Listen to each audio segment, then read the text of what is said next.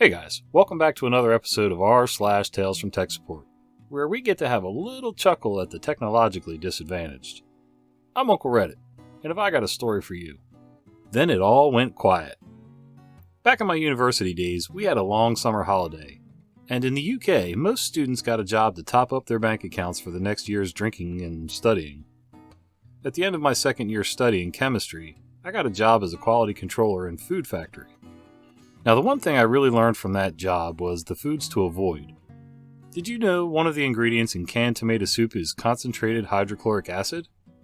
Anyhow, I was significantly more qualified in chemistry than the quality supervisor, and after I pointed out some problems in the way they were carrying out some of the tests in the lab, I was put into the cannery where I was told to check the seams on the cans after they were lidded, the vacuum in the cans after they were lidded, and also that the checkweigher was working correctly. It was the checkweigher where things got interesting.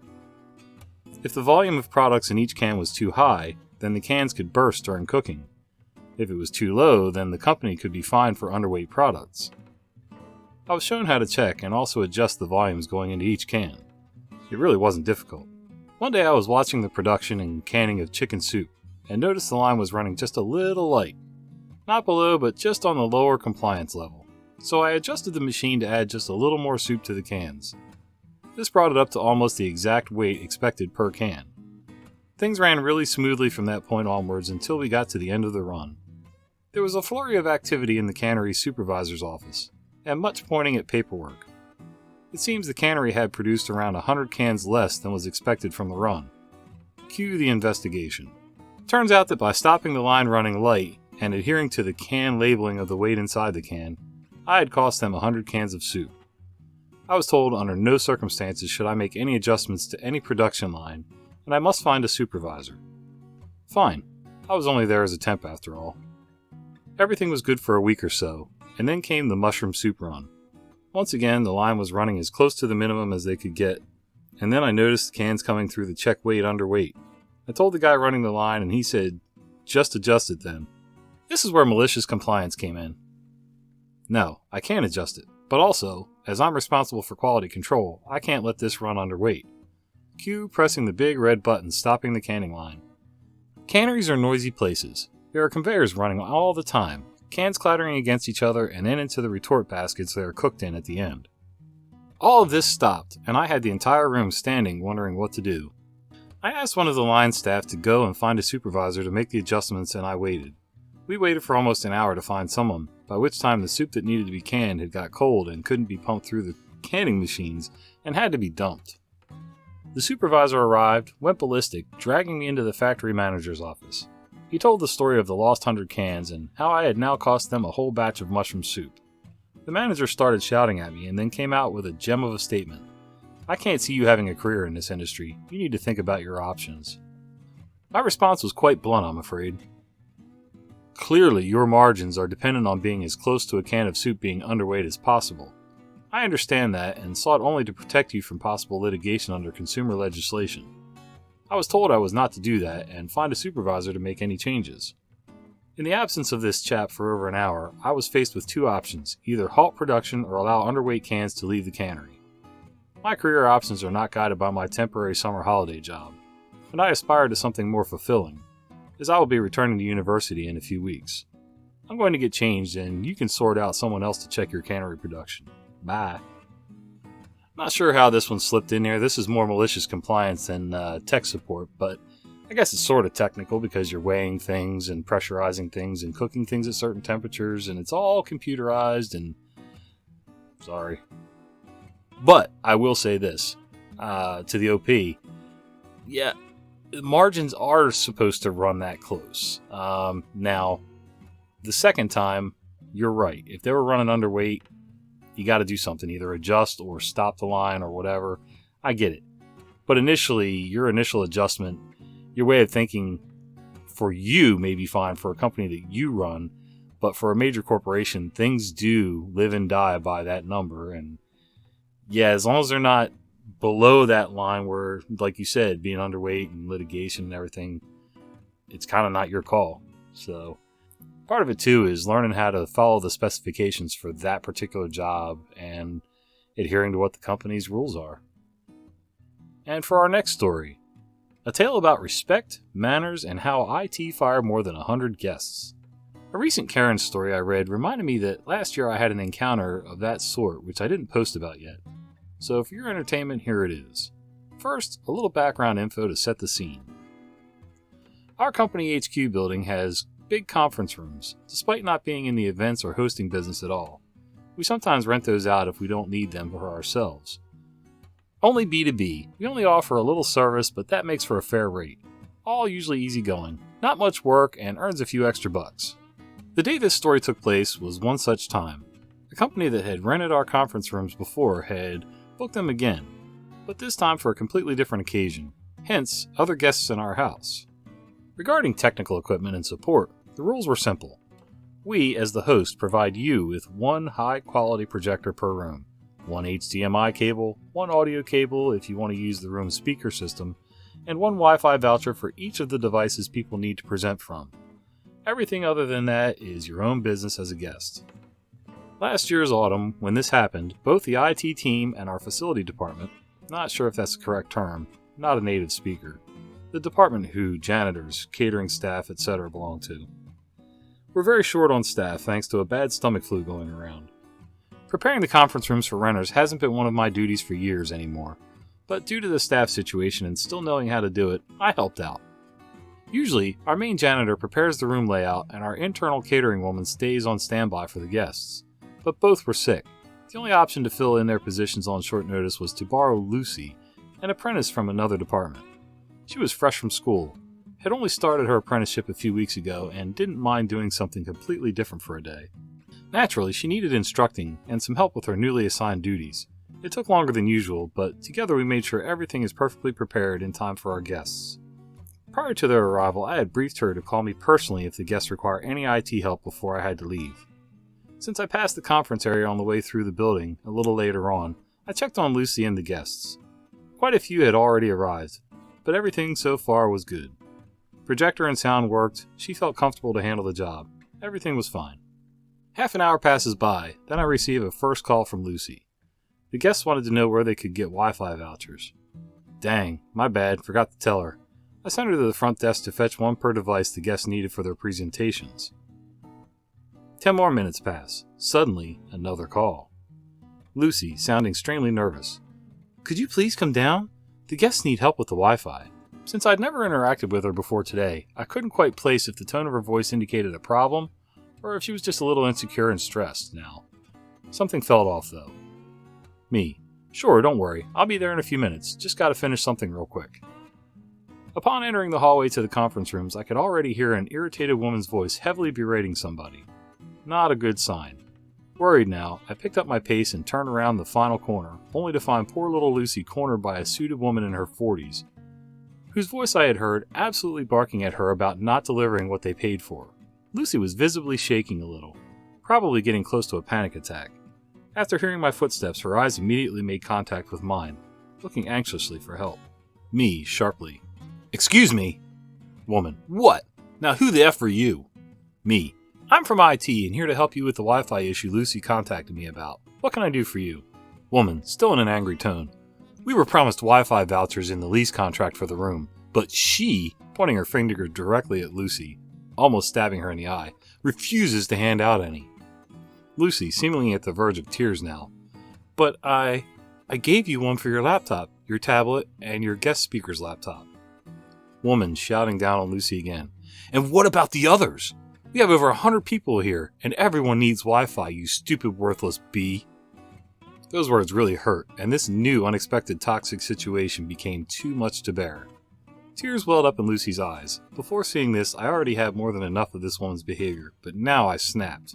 This had to stop. Me. Hey, stop! Calm down. Keep those insults to yourself. Where are your manners? Back off of her, she's just doing her job and following policy. Woman turning to me, cocky look on her face and maximum disdain in her voice. Who do you think you are telling me what to say or do, huh? And what stupid policy? We were promised Wi-Fi and that's what we're getting from you. Me. The contract clearly states the IT policy for external guests, which... Woman cutting me off. Don't care! You two drones are utterly useless and should get fired. Get me the manager in charge now. Me. Alright, as you wish. Be right back. With that, the woman stormed off back into the conference room. I gestured Lucy to come with me and she immediately followed, glad to get away and barely keeping it together. We made our way around the corner, back to the elevators, when I stopped to put my hand on one of Lucy's shoulders, getting her to look up at me. Me. I'm so sorry you were treated like that. Are you okay? Lucy nodded and took a deep breath, slowly regaining her composure. Me, continuing walking with her. Listen, you don't have to accept this sort of behavior. Neither as an apprentice nor as anyone else. Feel free to simply walk away next time and report to a manager. Lucy. Okay, I will.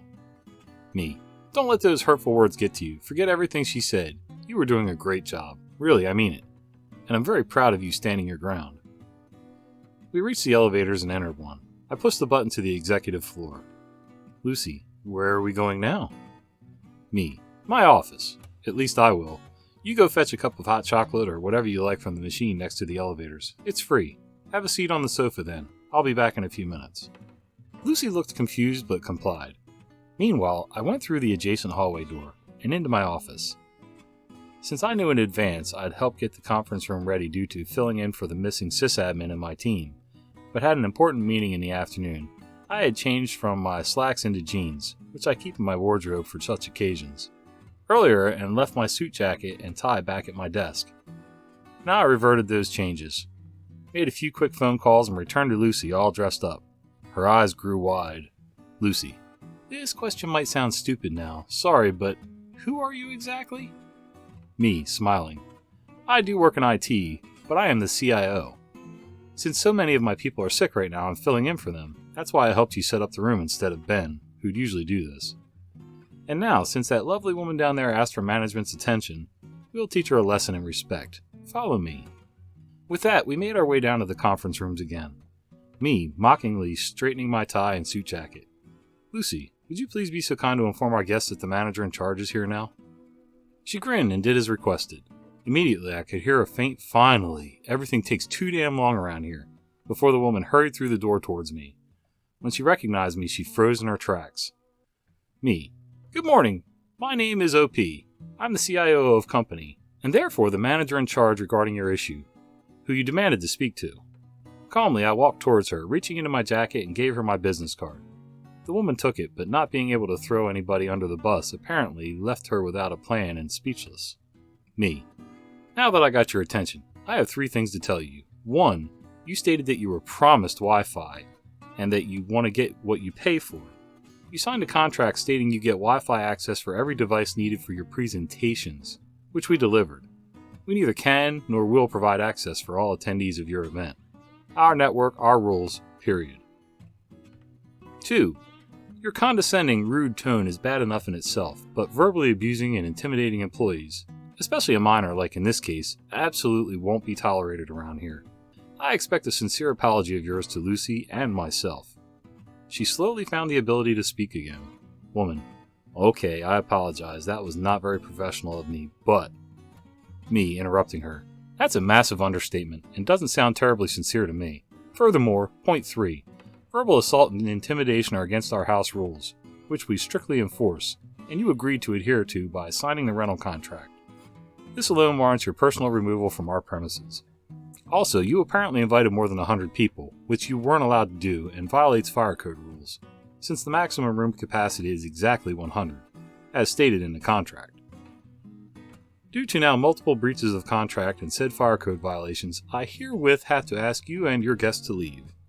By the way, according to internal consultation, we have not the slightest further interest in renting out our rooms to your company, considering the circumstances. Please gather your people, personal belongings, and then leave our premises. Long story short from here on. She of course threw a massive hissy fit, questioned my authority some more, and needed to be guided out by security. The other people from her company were confused and understandably not amused, but cooperated in a civil manner. A week later, she had her lawyer send us a letter claiming unfair treatment and requesting a refund, which gave our lawyer a big laugh and the opportunity to lay out to their counterpart how they breached the contract in great detail. This was the last we heard from them, thankfully. That's awesome, OP. I love it when you can kind of do a little switcheroo on them, reverse Uno card, and they think you're just some lowly peon, and then you show up with your fancy clothes and show them your authority, and that's great. Me, I have to try to do the switcheroo in the same hillbilly clothes that I wear now. By the way, sorry guys. I know my speech is all weird in this. I'm just getting over some weird cold, and the kids have gotten me sick this week, so thank you for bearing with the cough and the weird verbal things. And for our next story, marketing didn't get their way, aka the day the earth stood still. Big company, 500 million plus, part of a bigger $50 billion corporation.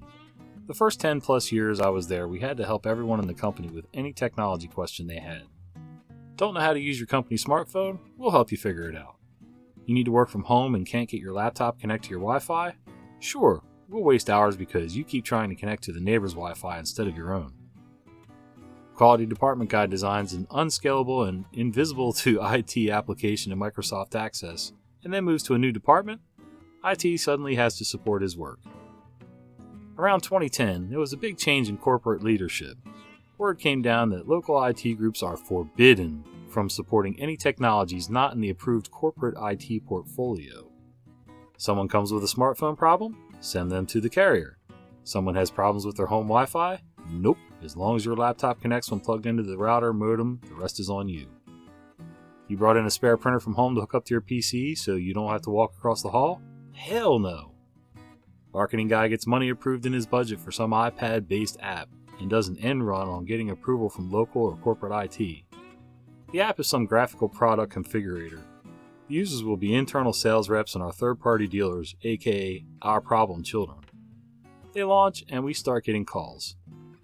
I went to our VP and this conversation ensued. Me. We've started getting calls about unapproved app and I don't have anyone that knows about it. Should we contact the vendor to get cross-trained? VP. Under no circumstances are you to assist users with unapproved app. Send them all to marketing guy who did the end run. Me. He won't like it and the sales reps won't like it either. They will complain to their VPs and their VPs will bring it up in senior staff. VP. I don't care and I'll take care of their VPs. 2 days later, VP to me. Draft an email to all of sales and marketing. Any and all support calls, questions, or inquiries concerning unapproved app are to be directed towards marketing guy that did the end run. Tell them not to log any tickets to the IT help desk either. They need to go directly to marketing guy. He knows, he's been told, and anyone that complains about it needs to be sent to me. Pressing the send button on that email? Glorious. Passing cocky marketing guy in the hall and seeing him give me the stink eye while I smile back at him? Priceless. Sometimes it's the little things in life. It really isn't that big a deal. I mean, companies all the time, departments will do end runs like that, and it's just kind of cool when you can shut them down and say, yep, you made the decision, your problem. Thanks for hanging out with me tonight, guys. I hope you enjoyed the stories, and if you did like this content, do me a favor. Can you click like, give us a subscription, a comment in the comment box, and if you've made it this far, you might as well go ahead and click that bell icon for notifications, right? That way you don't miss the fat guy with the beard telling you stories. See ya.